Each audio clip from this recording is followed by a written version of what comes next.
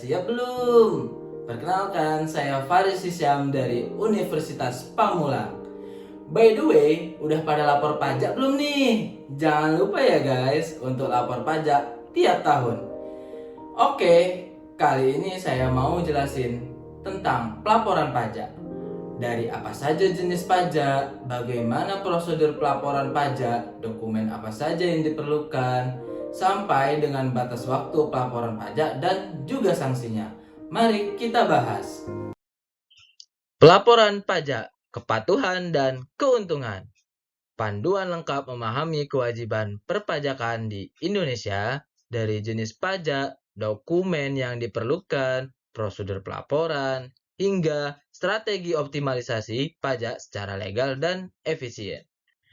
Mengapa pelaporan pajak yang akurat dan tepat waktu sangat penting?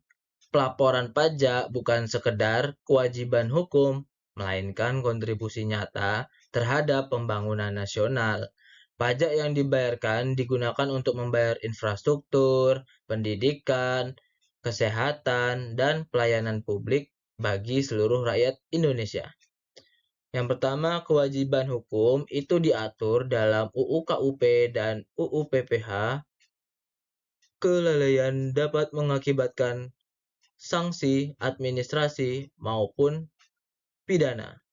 Yang kedua, transparansi keuangan, yaitu membantu pemerintah memetakan potensi ekonomi dan merancang kebijakan fiskal yang tepat sasaran. Dan yang ketiga ada akses manfaat pajak. Wajib pajak patuh mendapat kemudahan seperti NPWP aktif, terus juga dan akses layanan perbankan dan restitusi. Yang keempat, kontribusi nasional. Pajak menyumbang telah lebih dan 80% penerimaan negara untuk membayar pembangunan dan layanan publik.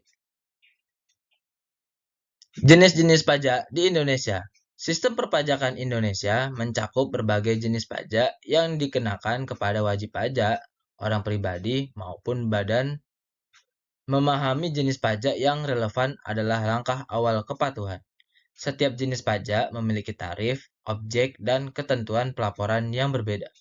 Wajib pajak perlu memahami mana yang berlaku bagi mereka agar tidak terjadi kesalahan atau kelalaian dalam pemenuhan kewajiban. Yang pertama itu ada PPH, pajak penghasilan. Yang kedua ada PPN, pajak pertambahan nilai. Yang ketiga ada PBB, pajak bumi dan bangunan.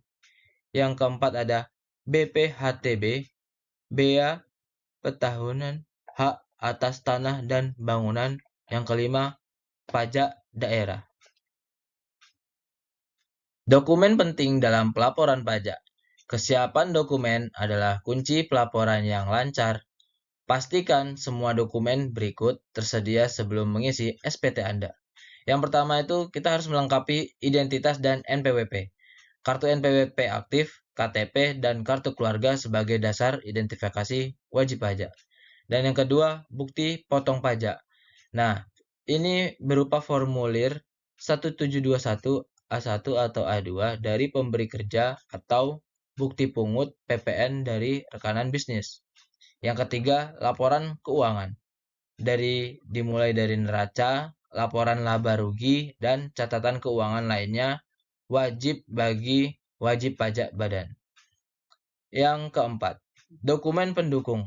Kwitansi biaya yang dapat dikurangkan, sertifikat aset, dan dokumen transaksi. Untuk semua itu kita simpan semua dokumen minimal 10 tahun sesuai ketentuan UU KUP untuk keperluan pemeriksaan pajak. Selanjutnya ada prosedur pelaporan pajak tahunan, wajib pajak pribadi.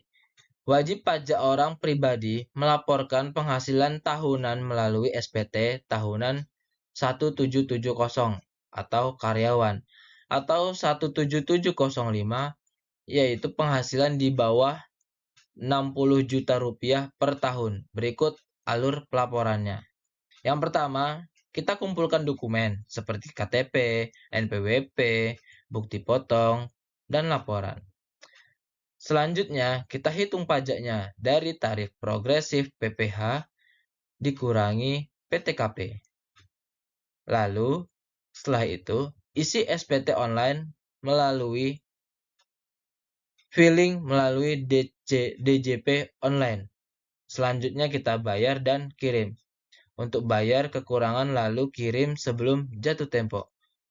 Wajib pajak yang telah memenuhi syarat dapat menggunakan fasilitas dan e-filing melalui portal DJP online untuk pelaporan yang lebih cepat, aman, dan tanpa antri.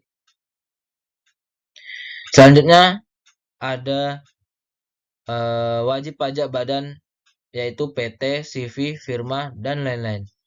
Memiliki kewajiban pelaporan yang lebih kompleks mencakup SPT tahunan, badan, dan laporan keuangan yang diaudit. Langkah utama, penyusunan laporan keuangan atau neraca dan laba rugi. Yang kedua, rekonsiliasi fiskal untuk menyesuaikan laba komersial ke fiskal. Yang ketiga, ada pengisian SPT tahunan, badan, formulir 1771. Yang keempat, ada pembayaran PPh, badan terutang, yaitu tarif 22%. Yang terakhir, submission via e-filing DJP online. Untuk kewajiban tambahan wajib pajak, badan laporan keuangan audit. Wajib bagi perusahaan dengan omset di atas 4,8 miliar. SPT masa PPN dilaporkan setiap bulan. SPT masa PPh 21, 23, 26, pemotongan pajak karyawan dan pihak ketiga. Transfer pricing documentation bagi transaksi afiliasi lintas negara. Gunakan jasa konsultan pajak bersertifikat untuk memastikan kepatuhan penuh. Selanjutnya, saya akan menjelaskan tentang pengertian, jenis, dan fungsi SPT. Apa sih itu SPT? Surat pemberitahuan, yaitu dokumen yang digunakan wajib pajak untuk melaporkan perhitungan dan pembayaran pajak, objek pajak, serta harta dan kewajiban sesuai ketentuan perpajakan. SPT tahunan orang pribadi, yaitu mengikuti formulir 1770 atau 17705, melaporkan penghasilan, harta, dan kewajiban setahun penuh, batas waktu 31 Maret. Dan untuk SPT tahunan badan, yaitu formulir 1771 untuk perusahaan dan badan usaha dilengkapi laporan keuangan, yaitu batas waktunya 30 April. Dan SPT masa dilaporkan setiap bulan untuk PPh 21, PPh 23, PPN, dan lainnya. Batas waktu itu tanggal 20 bulan berikutnya. Untuk jatuh tempo pelaporan pajak, nah ini kita harus pahami nih, batas waktu pelaporan pajak adalah kunci menghindari sanksi. Berikut jadwal jatuh tempo utama yang wajib diingat setiap tahun. Yang pertama itu 20 setiap bulan. Batas pelaporan SPT masa. Nah, itu PPh 21, PPh 23, PPN, dan lain-lain untuk bulan sebelumnya. Dan yang kedua, 15 setiap bulan. Nah, batas pembayaran SPT masa, pembayaran harus dilakukan sebelum pelaporan. Yang ketiga, 31 Maret. Batas pelaporan SPT tahunan orang pribadi untuk tahun pajak sebelumnya. Yang keempat, 30 April. Nah, 30 April ini untuk batas pelaporan SPT tahunan badan beserta laporan keuangan yang dilampirkan. Keterlambatan pelaporan maupun pembayaran akan dikenakan sanksi bunga dan denda administratif yang harus berjalan hingga kewajiban dipenuhi. Jangan lupa ini akan saya menjelaskan tentang sanksi dan denda akibat keterlambatan atau ketidakpatuhan. Hati-hati ya, jangan sampai lupa. Nanti kalian kalau misal lupa akan dikenakan sanksi dan denda akibat keterlambatan atau ketidakpatuhannya itu. Pemerintah menerapkan sanksi tegas untuk mendorong kepatuhan pajak Sanksi ini bersifat kumulatif dan dapat meningkat seiring lamanya keterlambatan. Nah, hati-hati nih kalau misalnya kalian sudah terlambat, kalian akan dikenakan sanksi administratif. Yang pertama itu ada denda keterlambatan lapor SPT. Dikenakan 100.000 rupiah. SPT masa yaitu 1 juta rupiah, yaitu SPT tahunan. Oh, jadi untuk SPT masa itu 100.000, 1 juta itu untuk SPT tahunannya. Nah, untuk bunga keterlambatan bayar 2% per bulan, maksimal 24 bulan dari pajak kurang bayar.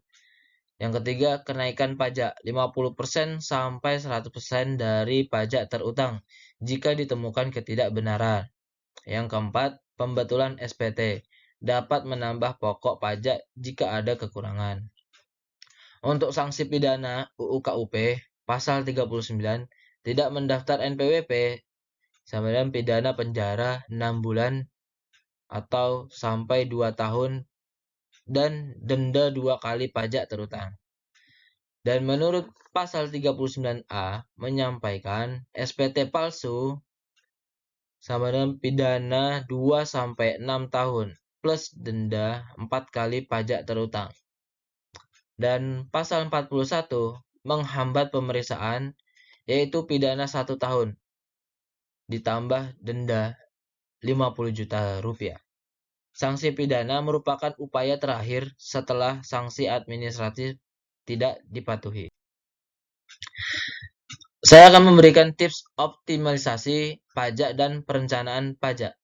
Perencanaan pajak yang cerdas dan legal memungkinkan Anda meminimalkan beban pajak tanpa melanggar hukum. Berikut strategi yang dapat diterapkan. Manfaatkan PTKP secara maksimal. Pastikan status perkawinan dan tanggungan diperbarui di NPWP agar penghasilan tidak kena pajak. Nah, dihitung optimal.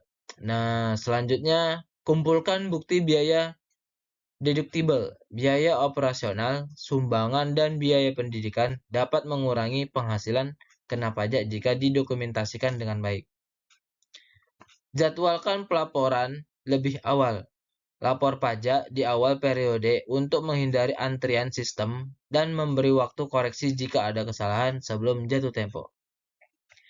Investasi pada instrumen pajak rendah seperti reksadana, obligasi, dan tabungan pensiun DPLK memiliki tarif pajak final yang lebih rendah dibanding penghasilan biasa. Wajib pajak yang patuh berhak mendapatkan restitusi pajak jika pembayaran melebihi pajak terutang. Manfaatkan hak ini dengan pelaporan yang akurat. Gimana nih? Udah pada paham belum? Ingat ya guys, jangan lupa wajib lapor pajak setiap tahunnya. Oke, sekian yang dapat saya sampaikan. Semoga dapat bermanfaat untuk kita semua. Sampai jumpa lagi.